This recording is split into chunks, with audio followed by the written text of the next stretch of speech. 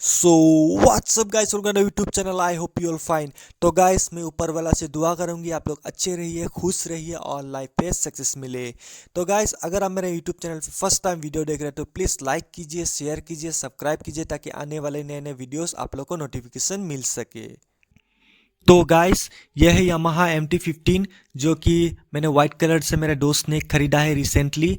तो मैंने सोचा कि इसके बारे में एक वीडियो बना दूं और BS4 और BS6 के कंपैरिजन के हिसाब से इसके साउंड कैसे चेंज हुआ है तो कि मैं आप लोग को सुना दूं ताकि आप लोग को खरीदने में आसानी हो सके। तो गाइस, अगर मेरे ये साउंड आप लोगों को कुछ डिफरेंट लगा तो आप लोग मुझे कमेंट बॉक्स में कमेंट कर सकते हो इसके साउंड आप लोग को कैसे लगा BS4 और BS6 के हिसाब से।